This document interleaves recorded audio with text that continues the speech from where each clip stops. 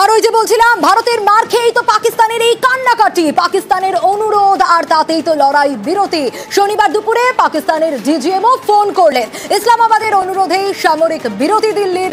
আর কাল দুপুরে রয়েছে বৈঠক ভারত পাকিস্তানের দু দেশের ডিজিএমওর। আরো ডিটেইল আপডেট নেব। আবির রয়েছে আমার সঙ্গে, আবিরের কাছ থেকে জানতে পারবো। আবির, তাহলে কি হতে চলেছে?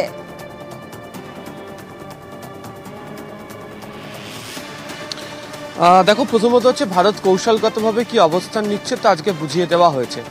দ্বিতীয়ত হচ্ছে আজকে স্থল, বায়ু এবং হচ্ছে জলসেনা তাদের তিনজনের তরফ থেকেই যে বক্তব্য, সেনা কতটা প্রস্তুত রয়েছে এবং সেনাকে পাল্টা উত্তর দিতে হবে যদি গত 5 দিনের মতো ফের আজকে সিজফায়ার ভায়োলেশন তারা করে বা এখানে আমাদের দেশে কোনো আক্রমণ করার চেষ্টা করে, বিভিন্ন দিক থেকে যে জবাব দেওয়া হবে। সেনাকে তার পূর্ণ স্বাধীনতা, বিএসএফকেও পূর্ণ স্বাধীনতা দেওয়া হয়ে গিয়েছে।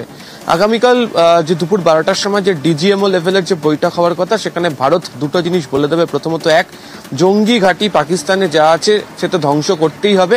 একই সঙ্গে যে দুজনকে প্রথম থেকে ফেরানোর দাবি তারা তুলছে, জৈশ এবং লস্করে, তাদেরকে ভারতের হাতে তুলে দিতে হবে। আর দ্বিতীয়ত হচ্ছে যে পিওকে, তাতে ভারতকে দিতে হবে। ভারতের বক্তব্যের জায়গা পরিষ্কার এবং আজকে যেভাবে প্রধানমন্ত্রী নরেন্দ্র মোদী বৈঠকে কার্যত তাদেরকে বুঝিয়ে দিয়েছেন যে গুলি ছুড়লে গোলা ছোড়া হবে এবং জঙ্গি ঘাঁটি, সন্ত্রাসবাদীরা যেখানে রয়েছেন সেগুলিকে মাটিতে মিশিয়ে দেওয়া হবে।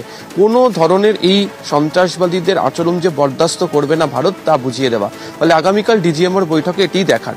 দ্বিতীয়ত হচ্ছে, গত কয়েকদিন ধরেই আমরা জানি, গতকাল বিকেল 5টাতে ঘোষণা হওয়ার পরও সন্ধ্যে 7টা থেকে ফের ড্রোন, ইউএভি, বিভিন্ন সেক্টরগুলোতে ভারী গোলাবর্ষণ, গুলি চালানো শুরু করেছিল পাকিস্তান। তার পাল্টা জবাব দিয়েছিল ভারত। আজকেও এখনো পর্যন্ত সে অর্থে কোনো জায়গা থেকে বড় খবর আসেনি, তবে আজকে সেনাবাহিনীকে সম্পূর্ণ সতর্ক করে রাখা হয়েছে। যদি এই ধরনের কোনো ঘটনা ঘটতে থাকে তাহলে পাল্টা জবাব দেওয়া হবে। আর সর্বশেষ, আজকে ভারত প্রমাণ হিসাবে পাকিস্তানের যে সমস্ত এয়ারফিল্ড এবং তাদের যে কমিউনিকেশন টাওয়ার যেগুলোকে ধ্বংস করেছে, ছবি সহকারে আগে কি ছিল আর ভারত আক্রমণ করার পর কি হয়েছে সেটাও প্রমাণ হিসাবে তারা তুলে ধরেছে। ফলে এই সমস্ত বিষয়কে সামনে রেখে দুপুর 12টায় আগামীকাল বৈঠক হতে চলেছে ডিজিএমও লেভেলে। একেবারে আবির, খুব গুরুত্বপূর্ণ বৈঠক এবং অবশ্যই আমাদের নজর থাকবে।